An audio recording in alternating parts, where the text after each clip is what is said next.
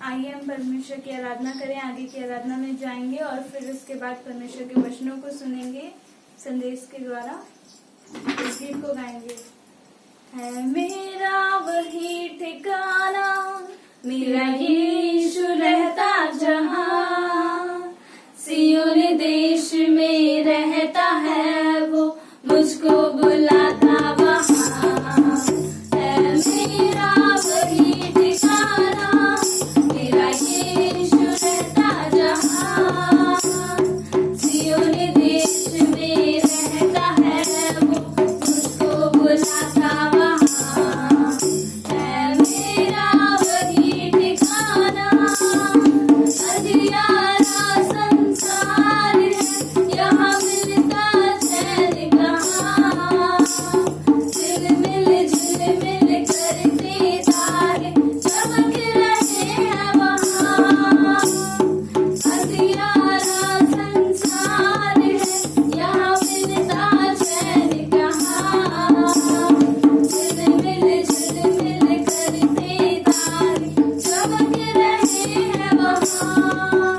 सब गाएं प्रभु की स्तुति और गाएं हालेलुया, सियोन देश में रहता है वो, मुझको बुलाता वहाँ। है मेरा वही ठिकाना, पतझड़ का मौसम है सदा और बिखरे कांटे यहाँ, मौसम रहता बहारों का, फूलों की वर्षा वहाँ। पतझड़ का मौसम है सदा और बिखरे कांटे यहाँ, मौसम रहता बहारों का, फूलों की वर्षा वहाँ। खुशबू वहाँ है प्यारी, है शांति ऐसी वहाँ, सियोन देश में रहता है वो, मुझको बुलाता वहाँ। है मेरा वही ठिकाना, सोने के सिंहासन पर मेरे प्रभु विराजे हैं, उनके दाहिने हाथ पर मेरे यीशु विराजे हैं।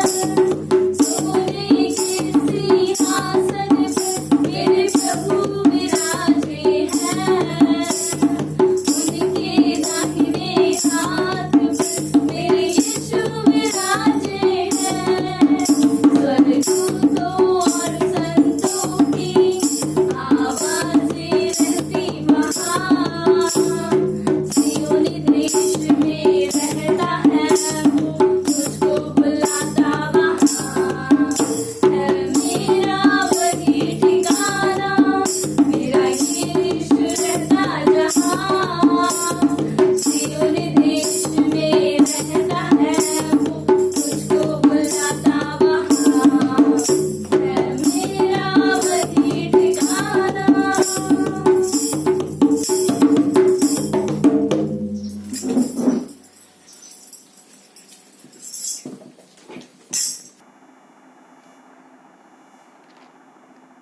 आज की सभा में आपका स्वागत है। इस संदेश में हम परमेश्वर के वचनों को देखेंगे और आज का जो टॉपिक है वो है परीक्षा में स्थिर रहना। और हम देखते हैं कि आज का जो समय चल रहा है ना, उस समय में हर एक व्यक्ति कहीं ना कहीं तकलीफ़ों से गुजर रहा है और कहीं ना कहीं परीक्षाओं से जा रहा है। पर यहाँ पर जो बात है आज वो ये है कि परमेश्वर जब हमें अपने जीवन में ना, परमेश्वर जब हमारे जीवन में परिस्थितियाँ लेके आता है या फिर हमें परीक्षा से गुजारता है, तो हम उसमें कैसे स्थिर रहें। तो इसके लिए वचन देखते हैं, वचन पढ़ेंगे। याकूब की किताब का अध्याय 1 और 12 से 15 पढ़ेंगे। यहाँ पर इस प्रकार लिखा है 12 से 15, धन्य है वो मनुष्य जो परीक्षा में स्थिर रहता है, क्योंकि वो आप खरा निकल कर जीवन का मुकुट पाएगा, जिसकी आज्ञा प्रभु ने अपने प्रेम करने वालों से की है। वचन 13, जब किसी की परीक्षा हो तब वो ये ना कहे कि मेरी परीक्षा परमेश्वर की ओर से होती है, क्योंकि ना तो बुरी बातों से परमेश्वर की परीक्षा हो सकती है और ना वो किसी की परीक्षा आप करता है, परंतु प्रत्येक व्यक्ति अपनी ही अभिलाषा में खिंचकर और फंसकर परीक्षा में पड़ता है। फिर अभिलाषा गर्भवती होकर पाप को जनती है और पाप जब बढ़ जाता है तो मृत्यु को उत्पन्न करता है। अय्यूब का 23 अध्याय वचन 10, अय्यूब का 23 अध्याय वचन 10 देखते हैं। अय्यूब यहाँ पे लिखते हैं वचन 10 में 23 अध्याय के, परंतु वो जानता है कि मैं कैसी चाल चलता हूँ। अय्यूब यहाँ पे कह रहे हैं कि परमेश्वर जानता है कि मैं कैसी चाल चलता हूँ। परमेश्वर हर एक का उठना बैठना जानता है और हर एक के जीवन की हर बात जानता है। आगे लिखते हैं कि जब वो मुझे ता लेगा तब मैं सोने के समान निकलूँगा। जब वो मुझे ता लेगा तब मैं सोने के समान निकलूँगा। तो यहाँ पर जो वचन है, यहाँ पे जो बात हो रही है वो ये है, अय्यूब कहते हैं कि परमेश्वर जब मुझे परख लेगा तब मैं सोने के समान चमकदार और शुद्ध निकलूँगा। परीक्षा में स्थिर रहना। परीक्षा शब्द कान में आते ही कुछ लोगों के मन में डर पैदा हो जाता है, कुछ लोगों के मन में घबराहट होने लगती है। ख़ास तौर पर अगर वो स्टूडेंट जो तैयारी नहीं करता है तो वो घबराता है। खैर, यहाँ पर जो परीक्षा की बात वो हो रही है कि परमेश्वर अपने लोगों के जीवन में परीक्षण करता है, उन्हें परखता है ताकि वो उनको आगे बढ़ा सके, क्योंकि हर एक परीक्षा व्यक्ति के जीवन में उसे आगे बढ़ने का मौका देती है। ठीक है, तो याकूब 1:12 में अय्यूब ने कहा है कि धन्य है वो व्यक्ति जो परीक्षा में स्थिर रहता है। तो यहाँ पर परीक्षा में स्थिर रहने वाले को याकूब धन्य कह रहे हैं कि धन्य है जो परीक्षा में स्थिर रहता है, क्योंकि वो खरा निकल कर जीवन का मार्ग पाएगा। खरा निकल कर, परीक्षा में जो खरा निकलता है तो वो एक तरीके से परीक्षा में पास हो जाता है।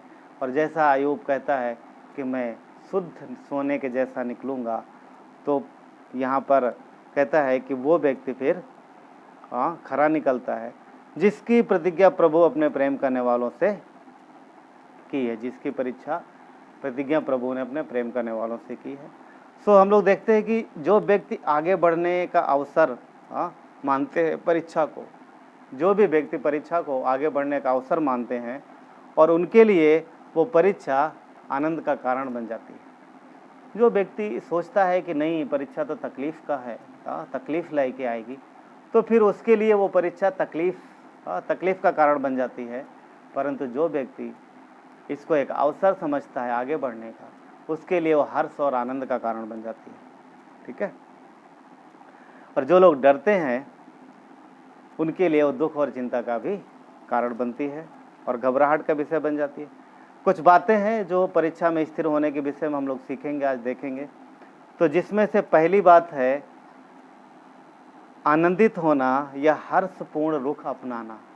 यानी जब आपके जीवन में परीक्षा आए, यदि हमारे जीवन में परीक्षा है, तो ऐसे में पहली जो बात है वो ये है कि आनंदित होना या हर्षपूर्ण रुख अपनाना। याकूब के 1 अध्याय वचन 2 में इस प्रकार लिखा है, याकूब ने यहाँ कहा है कि हे मेरे भाइयों, जब तुम नाना प्रकार की परीक्षाओं में पढ़ो तब इसे पूरे आनंद की बात समझो। अब याकूब ने लिखा है कि जब परीक्षा आए तो उसे आनंद की बात समझो। और आप देखोगे तो परीक्षा में आनंदित होना इतना आसान नहीं है, क्योंकि परीक्षा हमेशा तकलीफ़ और परेशानी को ही, ऐसा लगता है कि परेशानी और तकलीफ़ ही लेके आती है, राइट। परंतु आप देखोगे इब्रानियों में कहता है, इब्रानियों के 12 अध्याय में और वचन 5 में कि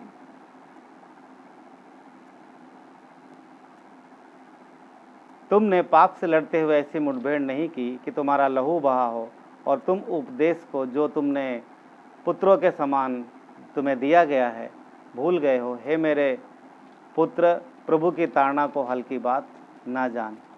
हल्की बात ना जान। जब वो तुझे घुड़के तो साहस न छोड़, क्योंकि प्रभु जिसे प्रेम करता है उसकी ताड़ना करता है, और जिसे पुत्र बना लेता है उसे कोड़े भी लगाता है। उसे कोड़े भी लगाता है। तो परमेश्वर हमारी तकलीफ़ें है ना, परेशानियां जानते हैं और हम किन परिस्थितियों से गुजर रहे हैं ये भी जानते हैं। तो कई बार हमें उन चीज़ों से बाहर निकालने के लिए, उन हालातों से बाहर निकालने के लिए, उस सिचुएशन से बाहर निकालने के लिए परमेश्वर चाहते हैं कि उनके बच्चों के, विश्वासियों की क्षमता बढ़े, उनका जो अंडरस्टैंडिंग है, समझ बढ़े, और उनको, ताकि वो उस योग्य बन सके जो परमेश्वर उन्हें देना चाहते हैं। तो जब परीक्षा आए तो उसका सामना आनंद से करो, और परीक्षा को आनंद की बात समझो, ना कि कष्ट की। क्योंकि परीक्षा की समाप्ति, जब परीक्षा समाप्त हो जाती है तो परीक्षा की समाप्ति परीक्षार्थी को सुकून और परीक्षा का परिणाम परीक्षार्थी को आनंद देता है। हाँ, परीक्षा का परिणाम परीक्षार्थी को आनंद देता है, और जो उसकी उन्नति करता है, जो परीक्षार्थी की उन्नति करता है। पर यह तभी संभव है जब परीक्षार्थी परीक्षा को आनंद का विषय जानकर पूरी क्षमता और ईमानदारी से परीक्षा का सामना करे। तो ये जरूरी है। एक आत्मिक जीवन में भी हमें परमेश्वर के सामने अपने आप को प्रकट करना है, मीन्स प्रकट कर विश्वास योग्य रहना है। और परमेश्वर जब अपने बच्चों को विश्वास योग्य देखता है तो वो चाहता है कि अपने बच्चों के जीवन में आशीष लेके आए। इसके लिए आत्मिक जीवन में भी परमेश्वर अपने बच्चों को आगे बढ़ाने के लिए, उन्हें नया कार्य सौंपने के लिए, उनकी उन्नति करने के लिए, उनके जीवन को और आशीषों से भरने के लिए उनकी क्षमता को बढ़ाना चाहते हैं, जिसके लिए उन्हें वो परखते हैं। हाँ, इसलिए उन्हें वो परखते हैं, उनका परीक्षण करते हैं, उन्हें परीक्षा में ले जाते हैं। यदि आप परीक्षा में जा रहे हैं तो इसे आनंद की बात समझें। परीक्षा में स्थिर रहने में जो पॉइंट है, पहला वो ये है कि हमें आनंद की बात समझना। तो यदि आप परीक्षा में जा रहे हैं तो इसे आनंद की बात समझें। परमेश्वर आपको आगे बढ़ाने वाला है, वो आपके प्रति जिम्मेदारी, वो आपको जिम्मेदारी, ये बड़ी आशीषें देने वाला है। कहने का मतलब ये है कि यदि हम परीक्षा में जा रहे हैं तो हमें इसके आनंद की बात समझना है, क्योंकि परमेश्वर कुछ देने वाले हैं, हाँ, जिसके लिए हमें चाहते हैं कि हम योग्य बने। राइट। अय्यूब का 23 अध्याय वचन 11 इस प्रकार कहता है, मेरे पैर उसके मार्ग में स्थिर रहे। अय्यूब के जीवन में एक बड़ी परीक्षा हुई ना, भयंकर परीक्षा हुई अय्यूब की, हम सब जानते हैं। खैर, परमेश्वर वैसी परीक्षा में शायद हम लोगों को ना डाले, परंतु जिस भी तकलीफ में, जिस भी परीक्षा में हम गुजर रहे हैं, तो अय्यूब यहाँ पर लिखते हैं कि मेरे पैर उसके मार्ग में स्थिर रहे। अय्यूब कहते हैं कि उसके पैर स्थिर रहे और उसी का मार्ग बिना मुड़े वो थामे रहा। वो तब बिना मुड़े वो मार्ग थामे रहा। अय्यूब 23 का 12, उसकी आज्ञा का पालन करने से मैं ना हटा। अय्यूब क्या कह रहे हैं यहाँ पर कि परमेश्वर की आज्ञा का पालन करने से हटा नहीं। तकलीफ थी, परेशानियाँ थी, फिर भी वो बोलता मैं हटा नहीं। मैं उसके वचन अपनी इच्छा से कहीं अधिक काम के जानकर सुरक्षित रखे। अय्यूब लिखते हैं कि उसने परमेश्वर के वचनों को, उसकी जो इच्छा थी, इच्छा से बढ़ के जाना और उसके मार्ग में स्थिर रहा। परीक्षा में परमेश्वर के वचनों पर भरोसा रखते हुए धीरज से परमेश्वर की वाट जोहना है। जब आपकी परीक्षा का अंत होगा तब आप कुंदन के समान और चमकदार निकल कर आएंगे। तो जब परीक्षा का अंत होगा तब आप कुंदन के समान चमकदार निकलेंगे। कुंदन सोने को कहता है ना। अय्यूब का 23 का 10 हम लोगों ने पढ़ा है। उसका बी पार्ट क्या कहता है कि जब वो मुझे तालेगा तो मैं सोने के समान निकलूँगा। चमकदार ना, सोना जब परख लिया जाता है तो एकदम खरा निकलता है, उसकी प्योरिटी ना शुद्ध हो जाता है। और अब देखते हैं कि सोने को जब तपाया जाता है तो खौलता है, उसमें फेस दिखने लगता है, देखने वाले का चेहरा इतना प्योर हो जाता है। परीक्षा में हमारा दृष्टिकोण बहुत मायने रखता है। ठीक है, हमारा दृष्टिकोण बहुत मायने रखता है। जब हमारे और आपके जीवन में, जब हमारे जीवन में परीक्षा आती है तो उस समय हमारा दृष्टिकोण, हमारा सोच, हमारा विचार क्या है, ये बहुत मायने रखता है। क्योंकि दृष्टिकोण जो है, हमारा दृष्टिकोण परिणाम को निश्चित करता है। क्योंकि जब तकलीफ आई है, यानी जब परीक्षा आई है, तो हम क्या सोच रहे हैं। दृष्टिकोण हमारा परिणाम निश्चित करता है, और हमारा रुख, आपका व्यवहार ना हमारे कार्य को निश्चित करता है। आपका रुख आपके कार्य को निश्चित करता है। परीक्षा में हर्षपूर्ण दृष्टिकोण बेहद जरूरी है। अगर हर्षपूर्ण दृष्टिकोण नहीं रहा तो फिर दिक्कत है। ये हर्षपूर्ण दृष्टिकोण व्यक्ति को आगे बढ़ने में मदद करता है। आप परीक्षण में कुड़कुड़ा के या फिर आनंदित होकर के उसे स्वीकार कर सकते हैं। आप परीक्षण को यानी परीक्षा को या तो कुड़कुड़ा के या फिर नाराज हो करके, अरे मैं क्यों, मेरे जीवन में क्यों, मैं तो बहुत अच्छे से चल रहा था परमेश्वर के साथ, तो मेरे साथ क्यों। इसलिए क्योंकि परमेश्वर अब आपको बढ़ाने वाले हैं, अपडेट करने वाले। तो इस तरीके से ना आप परीक्षा में हर्षपूर्ण व्यवहार अपना करके, तरीका अपना करके परीक्षा को ले सकते हैं, क्योंकि ये ज़रूरी है। भजन संहिता 18:29 कहता है, क्योंकि मैं तेरी सहायता से सेना पर धावा करता हूँ। यहाँ पर दाऊद लिखते हैं, दाऊद का रवैया जो है वो सकारात्मक है, वो हर्षपूर्ण रवैया। दाऊद लिखता है कि मैं तेरी सहायता से सेना पर धावा करता हूँ, और आगे लिखता है वचन में, और अपने परमेश्वर की सहायता से मैं शहर पनाह लांघ जाता हूँ। अगर उसके सामने मुसीबत भी है तो बोलता मैं परमेश्वर की सहायता से लांघ जाता है। उसका हर्षपूर्ण रवैया है। तो हमें भी अपने जीवन में हर्षपूर्ण रवैया को अपनाना है। दाऊद अपने हर कठिन समय में, अपने हर तकलीफ के समय में हर्षपूर्ण रवैया रखा उसने, और जिससे उसने परमेश्वर की मदद को प्राप्त किया, और हर अपने टेस्टिंग में, हर परीक्षा में वो सफल हुआ। परीक्षाएं आएंगी, ये ज़रूरी है। विश्वासियों के जीवन में परीक्षाएं आएंगी। जब तक हम धरती पर हैं तब तक हमारे जीवन में कठिनाइयाँ, परीक्षाएं तो आएंगी, और उनका आना निश्चित है। क्योंकि परमेश्वर का वचन ये नहीं कहता कि यदि तुम नाना प्रकार की परीक्षाओं में पढ़ो, वहाँ पर यदि वर्ड नहीं आता। यदि वर्ड मतलब यह है कि 50-50 है, पता नहीं परीक्षा आएगी या नहीं आएगी, ऐसा नहीं है। वचन क्या कहता है? ये निश्चित है। वचन क्या कहता है? जब तुम नाना प्रकार की परीक्षा में पढ़ो, निश्चित है परीक्षा। जब तुम नाना प्रकार की परीक्षा में पढ़ो, कहने मतलब यह है कि जिस मार्ग में आप जा रहे हो वहाँ यदि नहीं है कि यदि आए तो परीक्षा आए तो नहीं। जिस मार्ग में आप जा रहे हो उसमें परीक्षा आनी ही है। ठीक है, तो जब परीक्षा आए तब हर्षपूर्ण रवैया अपनाना है। ठीक है, हर्षपूर्ण रवैया अपनाना है। हमारा दृष्टिकोण, हमारा रुख बहुत इम्पोर्टेंट बन जाता है परीक्षा में। यदि हम सोचते हैं कि एक मसीही, यदि आप ये सोचते हो कि एक मसीही के जीवन में कुछ भी परेशानी या कष्ट नहीं होंगे, तो फिर यहाँ पर आपकी सोच गलत है। मैं आपको बता दूं कि आपके जीवन में परीक्षाएं आनी ज़रूरी हैं, और वो आएंगी, और ये ज़रूरी भी हैं। ये ज़रूरी भी है। जब तक हम इस धरती पर हैं तब तक शैतान हमारे विरुद्ध है, वो हमसे लड़ता है। संसार वो हमसे लड़ता है, हमारा शरीर वो हमारे विरुद्ध में है। तो एक तरीके से हम लोग युद्ध में हैं, युद्ध में हैं, एक प्रकार से युद्ध में हैं। और इफिसियों के 6:12 में इसको युद्ध भी बोला गया है। पौलुस वहाँ पे लिखते हैं कि ये मल्ल युद्ध है, जो किससे है? शैतान के प्रधानों और अधिकारियों से। ध्यान रहे, हमारा मल्ल युद्ध, हमारा युद्ध मनुष्यों से नहीं है, शैतान और उसके अधिकारियों से। अय्यूब के 1:2 में इस प्रकार लिखा है कि इसे पूरे आनंद की बात समझो। किसको?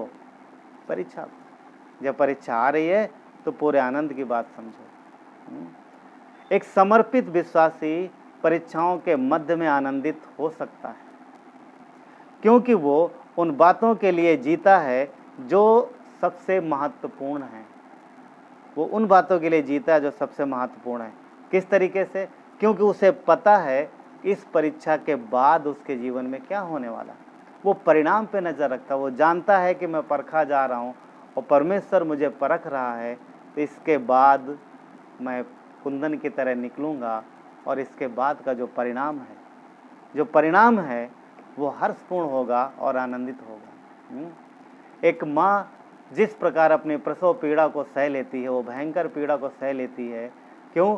क्योंकि उसे पता है कि इस पीड़ा के बाद उसे संतान का सुख प्राप्त होने वाला है, जो इस पीड़ा से कहीं ज़्यादा बड़ा है। हमारे प्रभु यीशु ने क्रूस की भयंकर मौत सह ली, वो दर्द सह लिया, वो भयंकर कष्ट सह लिया, इसलिए कि उन्हें पता था कि इनके इस मौत के बाद, उनकी मृत्यु के बाद, इस कष्ट सहने के बाद वो अपने सारे बच्चों के लिए जीवन का मार्ग तैयार कर रहे हैं। वो उन्हें पा लेंगे, वो उन्हें जीत लेंगे जो बच्चे मरने वाले हैं। तो ये आनंद था उनके सामने, ये उस परीक्षा का निष्कर्ष था जो उन्हें आनंदित कर रहा था, तक कष्ट और तकलीफ होने के बावजूद भी। तो एक हर्षपूर्ण रवैया ज़रूरी है कि जब किसी की परीक्षा हो रही है तो वो रवैया जो है अपना हर्षपूर्ण रखे और आनंदित रहे कि इसके बाद उसके जीवन में जो होने वाला है। हम आनंदित हो सकते हैं उस परिणाम को सोचकर जो परीक्षा के बाद होने वाला है। क्या होने वाला? परमेश्वर आपको बढ़ाने वाला है, आपकी पदोन्नति करने वाला, आपके पोस्ट को बढ़ाने वाला, या फिर आपको ब्लेसिंग ना बड़ी आशीष देने वाला परमेश्वर। क्योंकि कुछ न कुछ मकसद है। वो उस पिता के जैसा है जो अपने बच्चों को तैयार करता है किसी अच्छे बड़े काम के लिए, ताकि उन्हें सिखाता है, उन्हें ट्रेंड करता है, और जब वो योग्य हो जाते हैं तो उन्हें उस पद तक पहुंचाता है, उस पोस्ट तक पहुंचाता है। तो इसके लिए जब हम लोग, परीक्षा एक्चुअली ट्रायल है ना, परीक्षा हमें सिखाती है, हमें मजबूत बनाती है, राइट। तो इसलिए हर्षपूर्ण रवैया अपनाना बहुत ज़रूरी है। नंबर 2, विवेकशील होना, यानी समझदार होना। विवेकशील होना बहुत ज़रूरी है। परीक्षा के विषय में समझदार होना बहुत ज़रूरी, तब हम स्थिर रह पाएंगे। क्योंकि अगर आप समझ नहीं रखते हैं, यदि आप समझ नहीं पा रहे परीक्षाओं के विषय में, तो फिर आपका नकारात्मक रवैया हो सकता है। याकूब का पहला अध्याय 3 और 4 यहाँ पर इस प्रकार लिखा है, 3 और 4 पढ़ते हैं। 3 में कहते हैं, ये जानकर कि तुम्हारे विश्वास के परखे जाने से धीरज उत्पन्न होता है। वचन 4, पर धीरज को अपना पूरा काम करने दो कि तुम पूरे और सिद्ध हो जाओ और तुम में किसी बात की घटी ना रहे।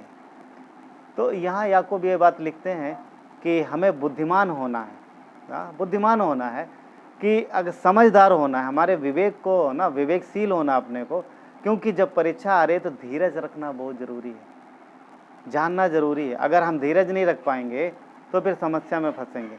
परमेश्वर अपने बच्चों के विवेक को जांचते हैं कि वो परीक्षा में किस प्रकार अपना रवैया रखते हैं, परीक्षा से किस तरीके से निपटते हैं, जो परीक्षण उनके जीवन में चल रहा है किस तरीके से वो निपटते हैं। इस पॉइंट में भी 3 बातें हैं। तीसरे में ना, ए कहता है कि विश्वास की परख। परमेश्वर हमारे विश्वास को इसलिए परखते हैं कि ताकि हमारे जीवन में सर्वोत्तम निखार आए। परमेश्वर विश्वासी को इसलिए परखते हैं ताकि उसके जीवन में सर्वोत्तम निखार आए और उसके जीवन से परमेश्वर की महिमा हो, उसके कामों से परमेश्वर की महिमा हो, और जो कार्य उसे सौंपा जा रहा उस कार्य को बखूबी संभाल सके। परंतु एक चीज़ और है, शैतान भी परीक्षा करता है, कई बार वो भी परखता है। पर शैतान किस लिए परखता है? सुनिए, वो एक विश्वासी को इसलिए परखता है कि उसके जीवन में सबसे बुरी बातें, बुरे काम, निंदा, इन सब चीज़ों में वो बढ़े और इन चीज़ों में निखार आए, वो बुराई में निखार आए। शैतान परखता है बुराई की ओर ले जाने के लिए, परंतु परमेश्वर महिमा और आशीष के लिए परखते हैं। ठीक है, विश्वासी की परख ये प्रमाणित करती है कि वो वाकई में विश्वास में नए जन्मे हैं, क्योंकि जो परमेश्वर के प्रेम को जानेगा, जो समझ पाएगा उसके वचनों को, वो स्थिर रहेगा। पॉइंट बी, परीक्षा हमारे लिए ही कार्य करती है, यानी परीक्षा जिसकी हो रही है उसी के लिए कार्य करती है।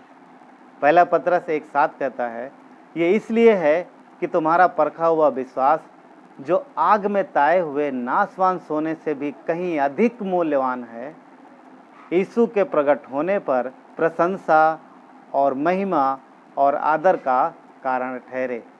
तो यहाँ पर देख रहे हैं कि पत्रस जो लिखते हैं कि ना जब परखा हुआ विश्वास क्या होगा, प्रशंसा और महिमा और आदर का कारण ठहरेगा। परीक्षा हमारे लिए कार्य करती है। जिस प्रकार स्टूडेंट के लिए परीक्षा जब आती है, जब उसका परीक्षा का आयोजन होता है उसके लिए, तो ये विद्यार्थी की यानी स्टूडेंट की विद्यार्थी के उन्नति का कारण होता है। वो उसको क्लास में उन्नति करता है, बच्चा अगले क्लास में पहुंच जाता है। इसी प्रकार परीक्षा विश्वासी को खरा बनाने में योगदान करती है और परमेश्वर के और नज़दीक लाती है, और जो परमेश्वर उसके जीवन में योजना बनाता है उस योजना के योग्य उसे बनाती है। जिस प्रकार सोना तपने के बाद ज़्यादा कीमती और शुद्ध हो जाता है, उसी प्रकार विश्वासी का जीवन परीक्षा में और कीमती और शुद्ध हो जाता है। तो परीक्षा जो है उस व्यक्ति के लिए काम करती है जिसकी परीक्षा हो रही है। तीसरी बात, पार्ट सी इसमें, परीक्षा में सही तरीके से गुजरना हमें परिपक्व होने में सहायक करता है। परीक्षा में सही तरीके से गुजरना हमें परिपक्व होने में सहायता देता है। परमेश्वर हमारे जीवन में जो हमें देना चाहते हैं, परीक्षा उसमें सहयोग करती है। जिसमें सबसे महत्वपूर्ण है क्या देखते हैं, परमेश्वर जो देना चाहते हैं हमें, उसमें परीक्षा योगदान देती है, बहुत सहायता करती है। और वो हमें क्या देना चाहते हैं, हमारे जीवन में क्या उत्पन्न करना चाहते हैं, उसमें से कुछ महत्वपूर्ण बातें हैं। नंबर 1 है धीरज। परमेश्वर चाहते हैं कि हर विश्वासी के जीवन में वो धीरज में बढ़े, वो धीरज रखे। नंबर 2 सहनशीलता, वो सहनशीलता में बढ़े, सहनशीलता में बढ़े। नंबर 3 कठिनाइयों में चलते रहने की योग्यता में बढ़े, कठिनाइयों में चलते रहने की योग्यता में बढ़े। और नंबर 4 क्लेशों में भी, यानी वो तकलीफ में भी है तब भी अपने परमेश्वर पर भरोसा रखे और अपने परमेश्वर पर घमंड करना सीखे। ये जानकर भी कि क्लेशों से धीरज और धीरज से खरा निकलना और खरे निकलने से आशा उत्पन्न होती है। तो परीक्षा से हम जब सही तरीके से गुजरते हैं तो हमें परिपक्व होने में सहायक होती है। केवल परीक्षा ही वो मार्ग है जिसके द्वारा प्रभु हमारे जीवनों में धैर्य और हमारे चरित्र का, यानी हमारे आत्मिक जीवन का और विकास कर सकते हैं। हमारा चरित्र जो कि परमेश्वर के योग्य हो, परमेश्वर के स्वरूप में बढ़ता जाए, हम सिद्धता की तरफ बढ़ते जाए, तो परीक्षा इसमें बहुत योगदान करती है। और एक तरीके से यही एक मार्ग है जो विश्वासी को और आगे बढ़ाती है। ठीक है, तो ये था पॉइंट नंबर 2, यानी विवेकशील होना। तो हमें समझदारी और विवेक का इस्तेमाल करना है जब हम परीक्षा से गुजरते हैं। समझदार होना बहुत ज़रूरी है। नंबर 3, पॉइंट नंबर 3, एक समर्पित हृदय रखना।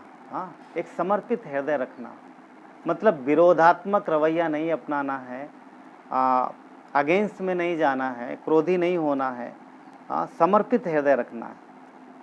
याकूब का 1 अध्याय वचन 4 और 9 और 11 देखेंगे। 1 अध्याय क्या कहता, वचन 1 क्या कहता है, अध्याय 1 का, पर धीरज को अपना पूरा काम करने दो कि तुम पूरे सिद्ध हो जाओ और तुम में किसी बात की घटी ना रहे, किसी बात की घटी ना रहे। धीरज ना समर्पण करना है, धीरज से रहना है। और हम लोग 9 से 11 पढ़ते हैं। इस प्रकार लिखा है, दीन भाई अपने ऊंचे पद पर घमंड करें और धनवान अपनी नीची दशा पर, क्योंकि वो घास के फूल की तरह जाता रहेगा, घास के फूल की तरह जाता रहेगा, क्योंकि सूर्य उदय होते ही कड़ी धूप पड़ती है और घास को सुखा देती है और उसका फूल झड़ जाता है और उसकी शोभा जाती रहती है। इसी प्रकार धनवान भी अपने मार्ग पर चलते चलते धूल में मिल जाएगा।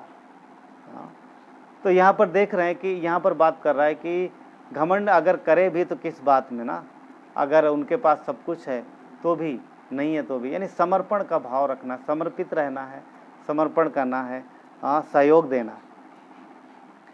हमारे सहयोग के बिना परमेश्वर हमारा चरित्र नहीं बना सकते।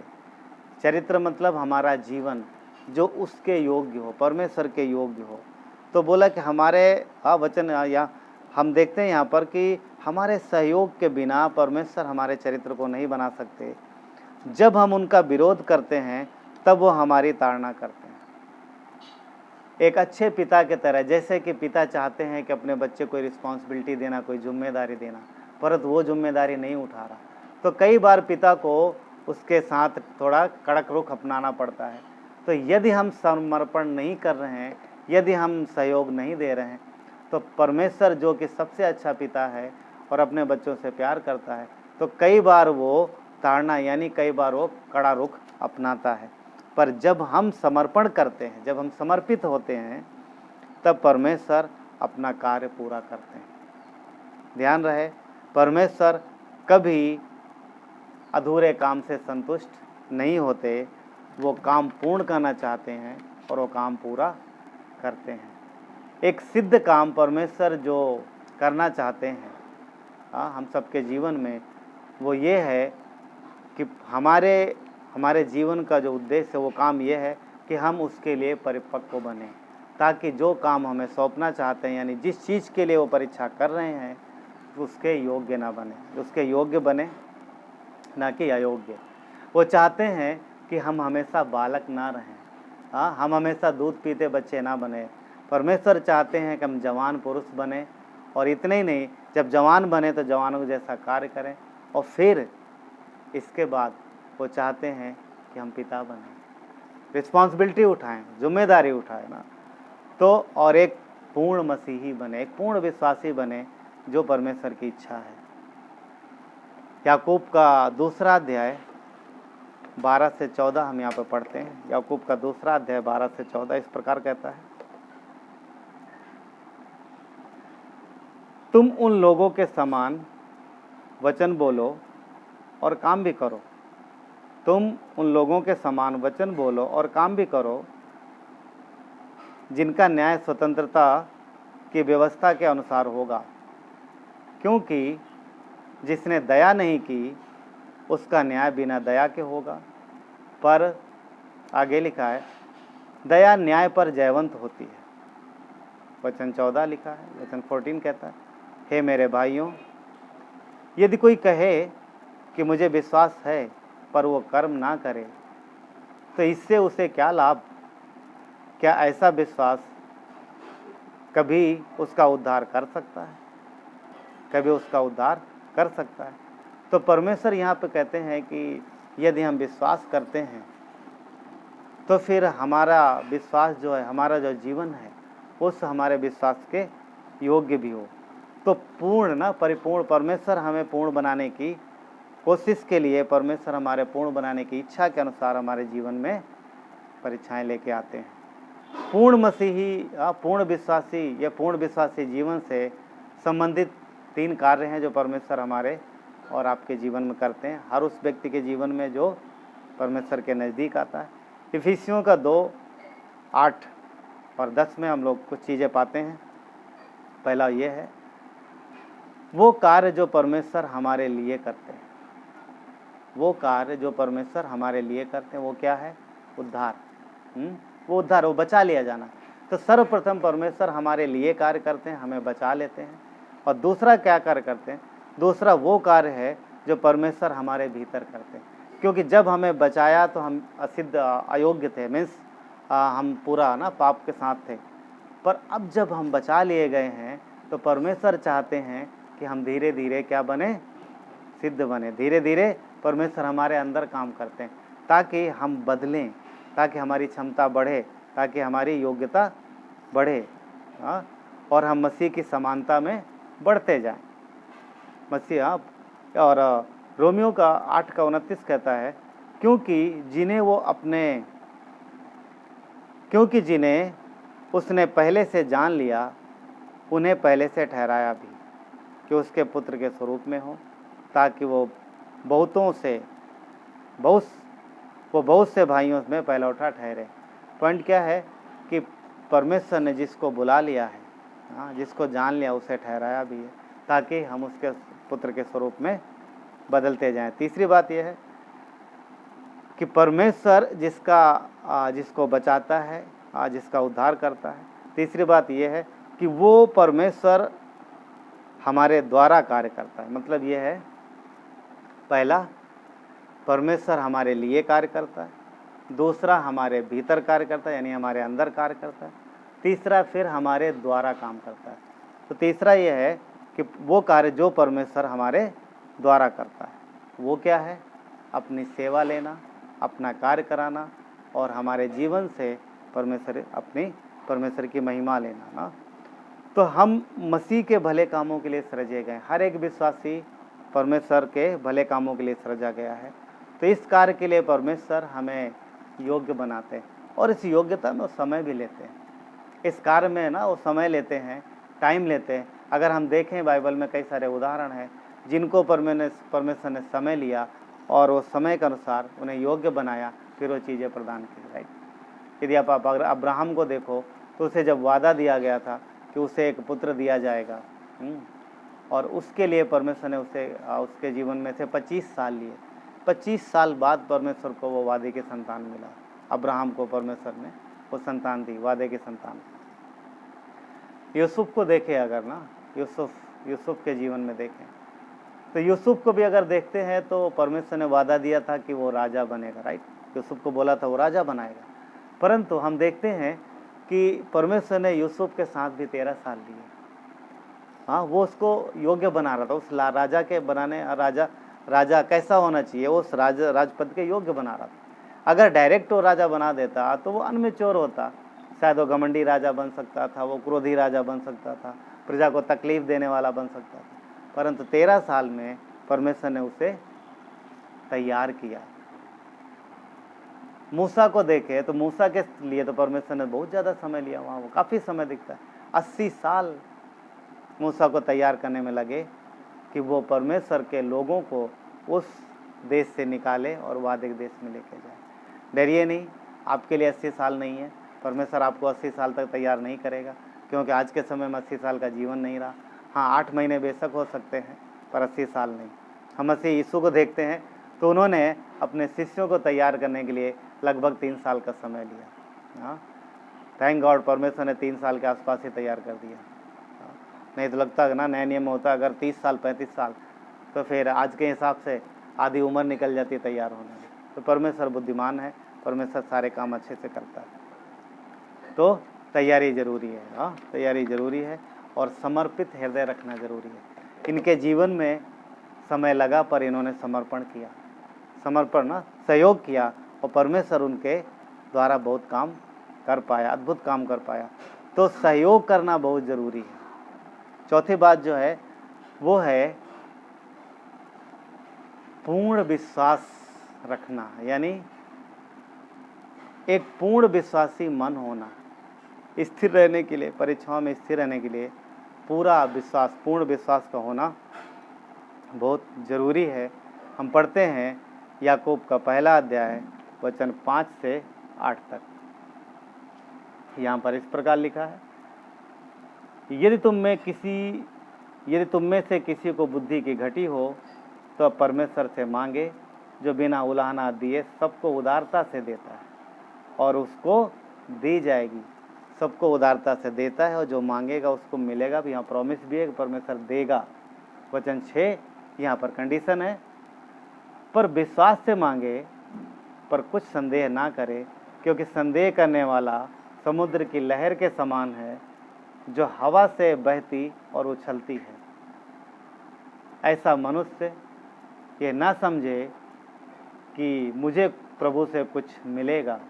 वचन 8, वो दुचित्ता है और अपनी सारी बातों में चंचल है। वो दुचित्ता है पर अपनी सारी बातों में चंचल है। अगर कोई काम या कोई बात जो समझ नहीं आ रही है या फिर जो लग रहा है कि ये नहीं हो पाएगा, तो अगर कोई ऐसी चीज़ है, ऐसी कोई बात है, इन सारी बातों में परमेश्वर से बुद्धि मांगना है, उससे मदद मांगना, सहायता मांगना। ध्यान रहे, हर तकलीफ़, हर परेशानी में या हर परीक्षा में जहाँ से परमेश्वर आपको ले जा रहा है वो आपके साथ है, उसने पकड़ के रखा है, उसने छोड़ा नहीं आपको। तो हमारे परीक्षण में या परखे जाने में सबसे अधिक जो आवश्यकता पड़ेगी वो बुद्धि की है, क्योंकि बुद्धि जरूरी है जिससे परमेश्वर द्वारा प्रदान किए जा रहे परिपक्वता के अवसर को पहचानने में मदद मिलती है, ताकि हम उस अवसर को पहचान सकें। तो बुद्धि इसमें बहुत ज़रूरी है और उसका लाभ उठा सकें, क्योंकि परमेश्वर वो अवसर लेके आएगा परिपक्व बनाने के लिए। और अगर हमने परमेश्वर की बुद्धि नहीं रखी, समझ नहीं रखी, तो हम उस अवसर को खो देंगे।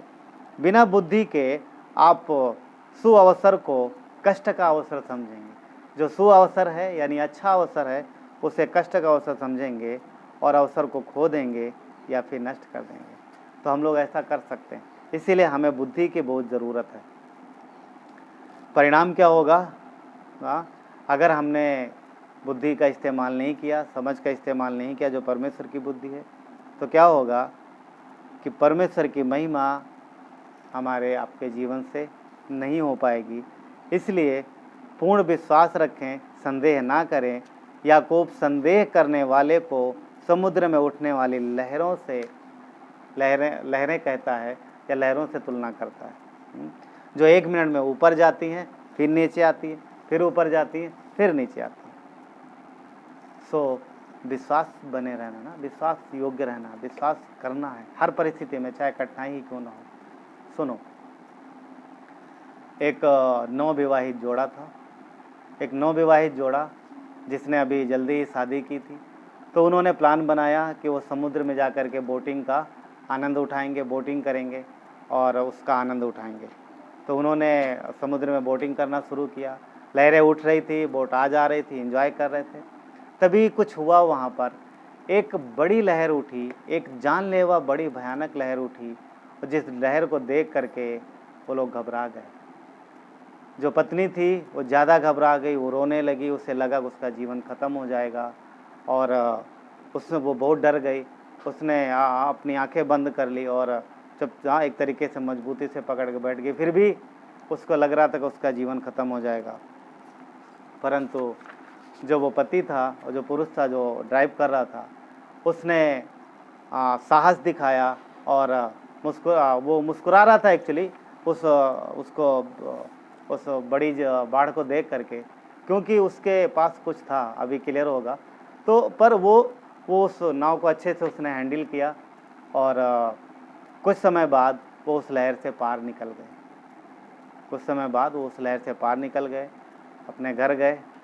और कुछ दिन बाद वही पति एक बड़ी सी तलवार लिए हुए अपनी पत्नी सामने बैठी अपनी पत्नी के पास तेजी से कदम बढ़ाता हुआ आ रहा था। पत्नी ने देखा कि उसका पति तलवार लिए उसकी ओर आ रहा है, और जब वो नज़दीक आया तब अपनी पत्नी के नज़दीक आ गया और तलवार उसके सामने कर दी। तो पत्नी मुस्कुराते हुए बोली कि तलवार तुम क्यों लेके आए हो, ये कहाँ से लाए इतनी बड़ी तलवार? पति ने बोला, सवाल किया, मैं तेरी तरफ बढ़ रहा था, गुस्से में आ रहा था तेरी तरफ तलवार लेके, तुझे डर नहीं लगा? पत्नी ने बोला, नहीं, मुझे डर नहीं लगा। पति ने सवाल किया, क्यों नहीं डरा, क्यों नहीं डर लगा तुझे? तो पत्नी ने फिर जवाब दिया, वो बोली, क्योंकि तलवार आपके हाथ में है और आप मुझसे प्यार करते हो। तलवार आपके हाथ में है, आप मुझसे प्यार करते हो, इसलिए मुझे नहीं डर लगा, क्योंकि हम जानते हैं कि आप मुझसे प्यार करते हो। तो पति ने एक जवाब दिया वहाँ पर, बोला, इसी तरह मैं उस तूफान में नहीं डरा, क्योंकि मैं जानता हूँ मेरा परमेश्वर मुझसे प्यार करता है। मुझे विश्वास है कि मुझे हर परिस्थिति में वो संभालता है और वो मेरे साथ रहता है। और मैं ये भी जानता हूँ कि तूफ़ान, आंधी तूफ़ान जो भी हैं, वो सब परमेश्वर के हाथ में है, उन पर उसकी पकड़ है। उन पर इसकी पकड़ है, इसलिए मैं नहीं डरा, क्योंकि मैं जानता था कि तूफ़ान परमेश्वर के हाथ में। तो यहाँ पर ये बात ये है कि जब आप उन परिस्थितियों से गुजर रहे हो तो ध्यान रखो कि वो सारी चीज़ें परमेश्वर के हाथ में है। पतरस जब झील में से आते हुए यीशु को देखा, पानी में से आते हुए यीशु को देखा, तो उसने क्या बोला प्रभु क्या मैं भी हूँ? ये पतरस का विश्वास था। और यीशु ने उसका विश्वास देखा, बोला आ जा। और हम आप देखते हैं, ये बड़े विश्वास की बात है कि पतरस ने पैर बढ़ा दिया झील में, और वचन कहता है कि वो कुछ दूर चला, परंतु अगल बगल जब देखा आंधी तूफान को, तो उसका भरोसा जो है डगमगा गया और वो डूबने लगा। पर डूबते डूबते उसने एक बात अच्छी की, उसने आवाज़ दिया। किसको? अपने बचाने वाले। आवाज़ दिया, प्रभु मुझे बचाओ। अगले क्षण ही हम देखते हैं कि पतरस यीशु के पास है और वो वापस लौट के आता है। ध्यान रहे, पतरस जब जा रहा था अविश्वास की वजह से डूबा, पर तब तक नहीं डूबा जब तक वो परमेश्वर को देख रहा था। मगर एक चीज़ और ध्यान रखो, यीशु ने उसे अपने पास खींचा था। पतरस दोबारा फिर मसीह के साथ उसी पानी पे चल के आया, विश्वास की वजह से। क्यों? क्योंकि वो जानता था कि परमेश्वर मेरे साथ है, परमेश्वर मेरे साथ। हर ट्रायल में, हर परीक्षा में, हर परीक्षण में परमेश्वर आपके साथ है, और आपकी उन्नति के लिए, हमारी उन्नति के लिए ना, तो परमेश्वर हमारे साथ है। इसलिए हमें डरने घबराने की ज़रूरत नहीं है। तो परीक्षा में स्थिर रहने के लिए 4 बातें ध्यान रखना है। नंबर 1, हर्षपूर्ण रुख अपनाना, यानी आनंदित रहना, हर्षपूर्ण रुख अपनाना, रवैया। दूसरी चीज़, विवेकशील रहना। विवेकशील रहना है, समझदार बनना है, और अपना दृष्टिकोण जो है वो सकारात्मक यानी हर्षपूर्ण रखना है। नंबर 3, समर्पित हृदय रखना है। आप विरोधाभास या फिर विद्रोही हृदय नहीं रखना है ना, क्रोधी हृदय नहीं रखना है, समर्पित हृदय रखना है। और नंबर 4, पूर्ण विश्वास रखना है कि परमेश्वर आपके साथ में है, उसने पकड़ के रखा है। आप उसके हाथ में हो, हम उसके हाथ में, ये हमें विश्वास रखना है।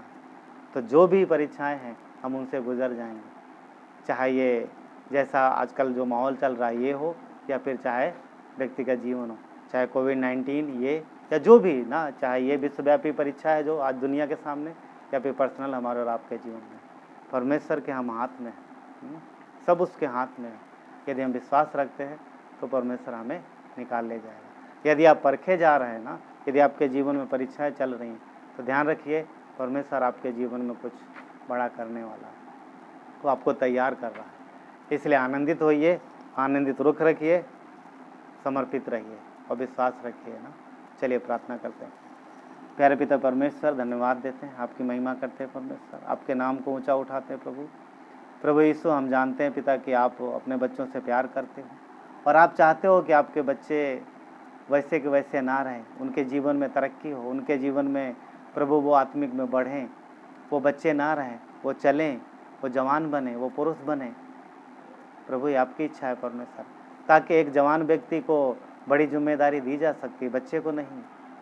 और प्रभु इसलिए आप उन्हें परखते हो ताकि वो मजबूत हों, आत्मिक में उनकी क्षमता बढ़े। प्रभु हमारी क्षमता बढ़े, आप चाहते हो पिता, धन्यवाद देते हैं परमेश्वर। प्रभु यीशु, इस समय जो लोग इस संदेश को देख रहे हैं परमेश्वर, हम उन सब के लिए प्रार्थना करते हैं पिता, उनकी क्षमता को बढ़ाओ परमेश्वर, और अपने महिमा के लिए इस्तेमाल करो पिता। प्रभु यीशु, आप हर एक से प्यार करते हो परमेश्वर। यदि आप देख रहे हैं तो प्रभु यीशु आपसे प्रेम करते हैं। यदि अभी तक आपने अपने जीवन में उन्हें अपना उद्धारकर्ता नहीं माना है, तो आज आपके पास मौका है। आप अपने पापों की क्षमा मांग सकते हैं और उसे अपने जीवन में बुला सकते हैं। वो आपके लिए मरा है क्रूस पर, उसका बलिदान आपके पापों के लिए था। आज आपके पास मौका है, वो आपको माफ़ करेगा आपके सारे गुनाहों को। और आप जब धरती छोड़ेंगे यीशु के बलिदान की वजह से, आपके पश्चाताप की वजह से, आप उसके पास स्वर्ग में होंगे। धन्यवाद देते हैं परमेश्वर हर एक व्यक्ति के लिए पिता। थैंक यू, आपकी महिमा हो परमेश्वर। धन्यवाद के साथ प्रार्थना विनती हमारे उद्धारकर्ता परमेश्वर पुत्र प्रभु यीशु मसीह के नाम से मांगते हैं, आमीन आमीन आमीन। Thank you. प्रभु आप सबको आशीष दें।